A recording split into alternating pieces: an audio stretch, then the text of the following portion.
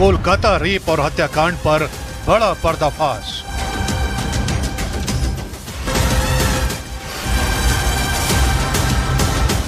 फांसी होगी, फांसी होगी, फांसी होगी, फांसी होगी, फांसी होगी। साथियों, कोलकाता रेप केस के बारे में इस बार जो एक बड़ा खुलासा हुआ है, जो आज के दिन की न्यूज आ रही है, वह बेहद चौंकाने वाली न्यूज है।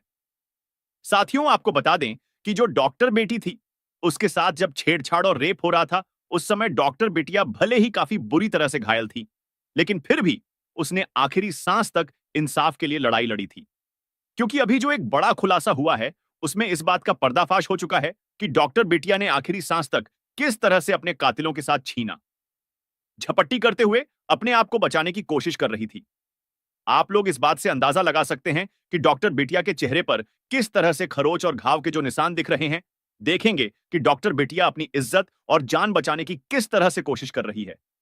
अभी अभी एक बहुत बड़ा खुलासा हुआ है, जिसमें इस बात का पर्दाफाश हुआ है कि इस मामले में काफी धनी लोग और ताकतवर लोगों का हाथ है, और वह इस मामले से बचने के लिए अपनी ताकत, अपना रुतबा और अपना पैसा सब कुछ गांव पर लगा चुके हैं और अपनी इज्जत बचाना चाहते हैं। लेकिन कहते हैं ना कि एक ना एक दिन ऊंट पहाड़ के नीचे जरूर आता है। वह चाहे कितना भी बड़ा हो, तब उसे वास्तव में लगता है कि हाँ, मुझे भी कोई बड़ा है। दरअसल दोस्तों, इस केस में भी से वैसे ही रुख मोड़ लिया है, जिस तरह से ताकतवर लोग अपने आप को बचाने के लिए संजय राय को मोहरा बनाकर इस्तेमाल कर रहे थे। लेकिन अब उनकी यह चाल सीबीआई ने नाकाम कर दिया है। सीबीआई ने इस बात का पर्दाफाश अभी अभी किया है कि इस केस में और कितने लोग शामिल हैं, क्योंकि खुद संजय राय ने उन सभी के नाम इस बार उगल दिए हैं। वह अभी तक नाम इसलिए नहीं बता रहा था क्योंकि वह डर रहा था, लेकिन अब जब उसकी जान की बड़ी और उसकी इज्जत सब कुछ दांव पर लग चुकी है, तो उसने यह सब सोचना छोड़कर आप पूरी सच्चाई सीबीआई के सामने उगल दी है। आपको बता दें कि इस केस में एक बहुत बड़ा मोहरा सामने आया है, जिसको जानने के बाद आपके पैरों तले जमीन खिसक जाएगी। चलिए जानते हैं सारी खबर क्या है, सब कुछ विस्तार से जानते हैं। लेकिन उससे पहले हमारी इस वीडियो को एक लाइक करके चैनल को सब्सक्राइब कर लीजिएगा, और उसी के साथ डॉक्टर बिटिया के इंसाफ के लिए कमेंट बॉक्स में सभी लोग कमेंट करके जरूर लिखिए कि डॉक्टर बिटिया के साथ जल्द से जल्द इंसाफ होना चाहिए। भले ही आप लोग हमारे चैनल को सब्सक्राइब ना कीजिए, पर आपसे एक छोटा सा निवेदन यही है कि आप डॉक्टर बिटिया की इंसाफ के लिए अपनी आवाज जरूर उठाएं, और ज्यादा से ज्यादा लोग कमेंट में लिख दीजिए कि डॉक्टर बिटिया के साथ इंसाफ होना चाहिए। इस अपराध के लिए दरिंदों को उचित दंड देना चाहिए या फांसी होनी चाहिए। फांसी होगी, फांसी होगी, फांसी होगी, फांसी होगी, फांसी होगी, फांसी होगी। चलिए अब जानते हैं सबसे पहले क्या है पूरी खबर, कौन सा है वह बड़ा खुलासा जो कि अभी तक नहीं हुआ था, कौन है वो नया मोहरा जो इस केस में अब सामने आया है। साथियों, इतने दिनों के बाद अब कोलकाता केस सबको सुलझता हुआ नजर आ रहा था, लेकिन इस बार जो सामने एक बड़ा नाम आया है, एक ऐसे ताकतवर व्यक्ति का नाम सामने आ रहा है जिसे सुनकर आपका भी पैरों तले जमीन खिसक जाएगी।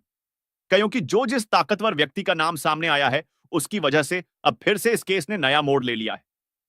ने सामने आए ऐसे नाम और सबूत जिनको सुनकर और जानकर खुद सीबीआई की भी उलझनें बढ़ चुकी हैं। अदालत में दरिंदे संजय रॉय के बयान और पॉलीग्राफ टेस्ट से साफ हो गया है कि कोलकाता अस्पताल कांड में एक से ज्यादा लोग शामिल थे। दरिंदे संजय ने गलती से एक ऐसा बयान दे दिया है जिससे यह कंफर्म हो गया है कि डॉक्टर बिटिया के साथ हुए कांड में संजय रॉय अकेला नहीं था, बल्कि हॉस्पिटल के कई बड़े नाम शामिल हैं। अब सीबीआई का शक हकीकत में बदलने लगा है। इतने बड़े बड़े लोग इस घटना में शामिल हैं जो कि इस केस को बंद कराने में अपनी सारी पावर, अपना सारा पैसा पानी की तरह बहा रहे हैं। गवाह खरीद लिए जा रहे हैं, सबूत मिटाए जा रहे हैं। जहां वारदात हुई थी, वहां रिनोवेशन के नाम पर सारे के सारे सबूत खत्म कर दिए गए। सीसीटीवी कैमरों से भी छेड़छाड़ की गई। लेकिन इन सबके बावजूद भी अब सीबीआई के हाथ एक बड़ा सबूत लग गया है। अब यह साफ होने लगा है कि डॉक्टर बेटी के साथ दरिंदगी में तकरीबन 7 लोग शामिल थे। इस भयंकर खुलासे में बताया गया कि करीब 7 लोगों ने शराब पीकर पीड़िता के हाथ को कसक पकड़ा, उसे मारा पीटा और उसके साथ गलत काम किया। खुलासे में यह भी दावा किया गया कि 7 लोगों में से 2 ने महिला की टाप पकड़कर जरा संत की तरह अलग कर दी। लेकिन यह तो कुछ भी नहीं है।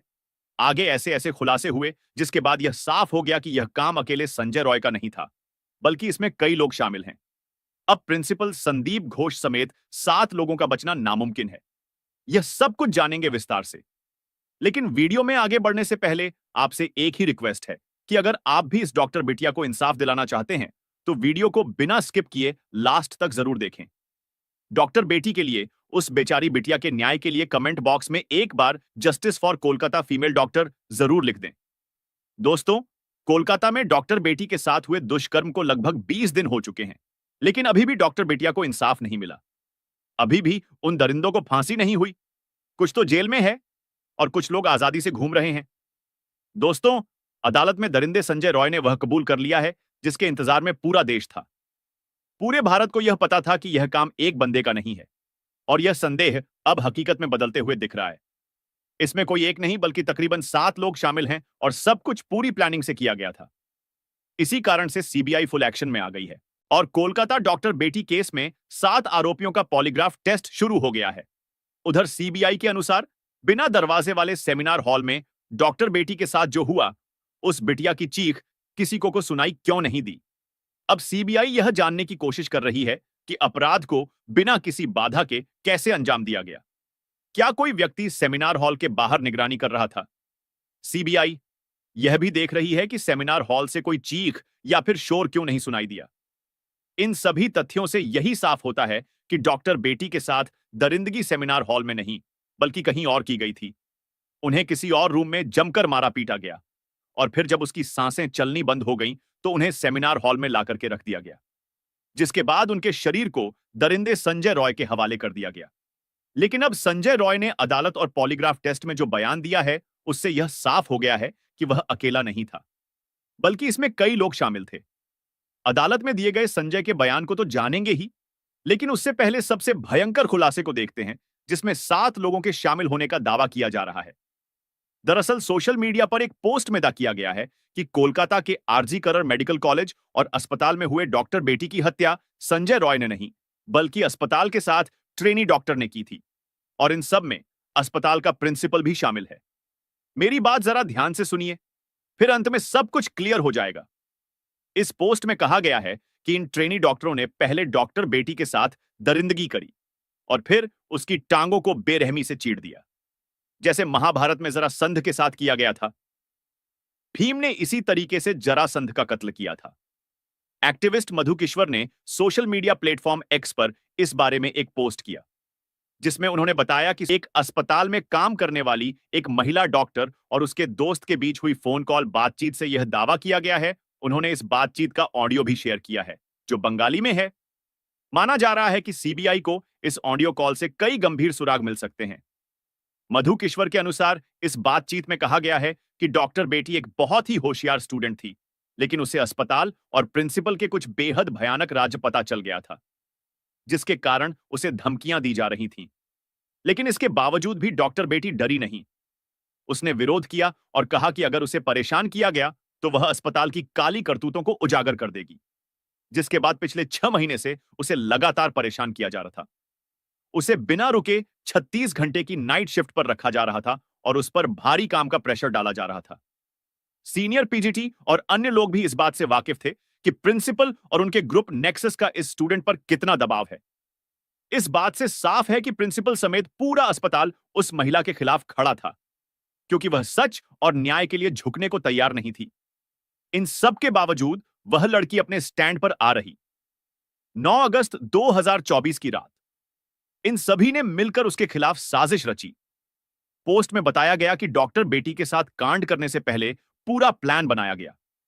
यह अब तक का सबसे खौफनाक खुलासा है और सीबीआई इसी के आधार पर जांच आगे बढ़ा रही है। बातचीत में यह भी बताया गया कि पहले कई पीजीटी और सीनियर डॉक्टर सेमिनार रूम में आराम करते थे, लेकिन उस रात पीड़िता को अकेले वहां सोने के लिए कहा गया। कुछ स्टूडेंट्स ने अफवाह फैला दी कि कमरा निर्माण अधीन है और वहां कोई ना जा सके, जिसके बाद में सेमिनार हॉल में कोई भी नहीं गया। फोन पर बात कर रही अस्पताल के डॉक्टर ने दावा किया कि घटना से पहले 4 साथी स्टूडेंट्स ने पीड़िता के साथ सेमिनार रूम में डिनर किया था, जिसमें एक लड़की भी शामिल थी। यह चारों सीबीआई के रडार पर हैं और इनका पॉलीग्राफ टेस्ट भी किया जा रहा है।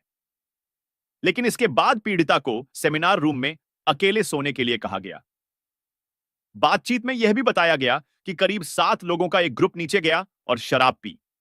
फिर उन्होंने पीड़िता के हाथ कसकर पकड़ा, उसे मारा पीटा और उसके साथ दरिंदगी की इस वारदात में एक महिला इंटर्न ने भी मदद की। खुलासे में यह भी दावा किया गया है कि उसमें से 2 ने पीड़िता का पैर पकड़कर चीर दिया, जिससे उसकी पेल्विक की हड्डियां टूट गईं। बच्ची का शरीर में कोई कपड़ा नहीं था। पैर दोनों राइट एंगल में मिला गया। राइट एंगल में एक पांव बेड के इस तरफ, एक पांव बेड के इस तरफ मिला गया। जब तक पेल्विक गर्ल नहीं टूटता है, इस तरह दो पांव को नहीं चीरा जा सकता है। उन्होंने उसकी कोलर बोन को भी तोड़ दिया और फिर उसे उल्टा लिटा कर उसके ऊपर जूतों से रोदा। फिर उसके सिर को इतने बुरे तरीके से कुचला गया कि उसकी खोपड़ी फट गई। इस तरह से 9 अगस्त की देर रात कोलकाता के आरजीकर मेडिकल कॉलेज में डॉक्टर बेटी के साथ दरिंदगी की गई। देखिए, अगर यह सभी बातें सच हैं तो फिर सीबीआई को इन 7 लोगों के खिलाफ सबूत जरूर मिलेंगे और संजय रॉय के साथ इन 7 को भी कड़ी से कड़ी सजा मिलेगी।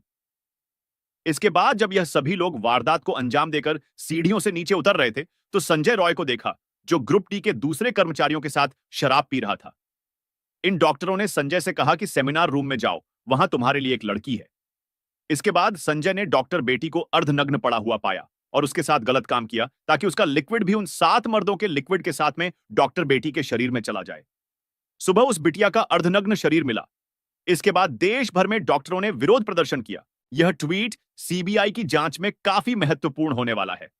माना जा रहा है सीबीआई ने भी 7 लोगों को रडार पर लिया हुआ है।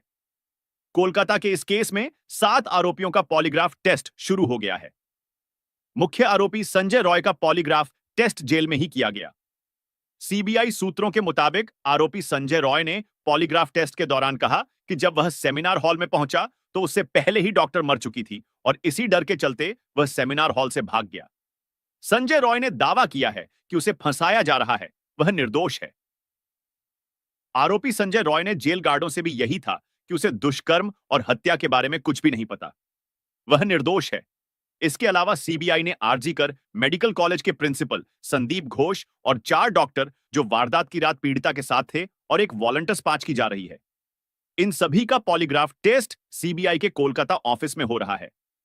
9 अगस्त की रात इन डॉक्टरों में से कुछ ने पीड़िता के साथ डिनर किया था। फिलहाल सीबीआई इन सभी से गहराई से पूछताछ कर रही है, लेकिन अदालत में आरोपी संजय ने एक बयान देकर सभी को हैरान कर दिया है। दरअसल 23 अगस्त को कोलकाता की सियालदा कोर्ट ने संजय रॉय को 14 दिन की न्यायिक हिरासत में भेजा। इसी सुनवाई के दौरान संजय पॉलीग्राफ टेस्ट के लिए भी तैयार हुआ। मैजिस्ट्रेट ने संजय से पूछा कि वह पॉलीग्राफ टेस्ट के लिए क्यों तैयार हुआ। इसे लेकर संजय ने कहा, पॉलीग्राफ टेस्ट से साबित होगा कि मैं निर्दोष हूं, मुझे फंसाया जा रहा है। संजय के इस बयान ने बवाल खड़ा कर दिया है, क्योंकि वह खुद को निर्दोष बता रहा है। इसका मतलब साफ है कि इस कांड में कई लोग शामिल हैं। इसी कारण सीबीआई फुल एक्शन मोड में आ चुकी है। सीबीआई का मकसद इन कर्मचारियों के बयान को जांचना है, क्योंकि सीबीआई बाकी मेडिकल रिपोर्ट्स जैसे कि पीड़िता के शरीर से लिए गए बाकी सबूतों को सीधे तौर पर घटना से जोड़ने में नाकाम रही है। दोस्तों, आपको बता दें कि पुलिस इन्वेस्टिगेशन के दौरान जो कुछ भी सबूत छुपाए जा सकते थे, मिटाए जा सकते थे, वह सब किया गया।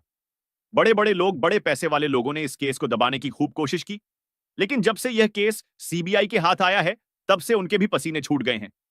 मगर सीबीआई को कुछ सबूत हाथ नहीं लग रहे, क्योंकि उन्हें पहले ही मिटा दिया गया था। सीबीआई के मुताबिक कोलकाता पुलिस भी इस घटना में शामिल है। अब सीबीआई जानना चाहती है कि क्या इन चारों डॉक्टरों ने सबूतों के साथ कोई छेड़छाड़ की थी या फिर यह किसी बड़े षड्यंत्र का हिस्सा थे, क्योंकि पोस्टमार्टम रिपोर्ट इधर उधर करने में प्रिंसिपल समेत यह सभी लोग बेहद माहिर थे। इसी कारण से सीबीआई इस घटना को कई एंगल से जांच कर रही है। आरजी करण अस्पताल के प्रिंसिपल संदीप घोष से लगातार पूछताछ की जा रही है, लेकिन वह बार बार अपने बयान बदल रहे हैं। इससे यह साफ होता जा रहा है कि कांड में उसका बड़ा हाथ है। उसके घर पर भी सीबीआई और आयकर की रेड मारी जा रही है। लेकिन सवाल यही निकल कर आता है कि कौन है इस पूरे केस के पीछे, जो इन सबको बचा रहा है। कौन है वह पावरफुल लोग जिनका नाम सामने नहीं आ रहा है और वह अंदर ही अंदर इन सबको बचा रहे हैं। इस केस में सीसीटीवी फुटेज की गहराई से जांच की जा रही है। अस्पताल के सेमिनार हॉल के दरवाजे की सिटकनी कुछ दिनों से टूटी हुई थी और यह बात सबको पता थी। इसी कारण जब डॉक्टर रात 2 बजे से 3 बजे के बीच में सेमिनार हॉल में गई तो दरवाजा बंद नहीं कर पाई।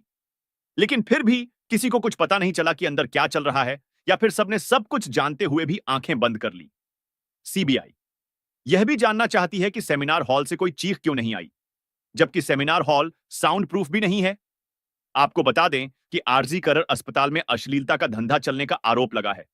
कभी ड्रग रैकेट तो कभी अश्लील काम किए, जाने जैसे गंभीर आरोप लगे हैं। अब सवाल यही उठता है कि क्या महिला डॉक्टर को यह सब पता चल गया था? क्या वह अस्पताल के इन काले कारनामों का पर्दाफाश करने वाली थी, इसीलिए उसे मार दिया गया?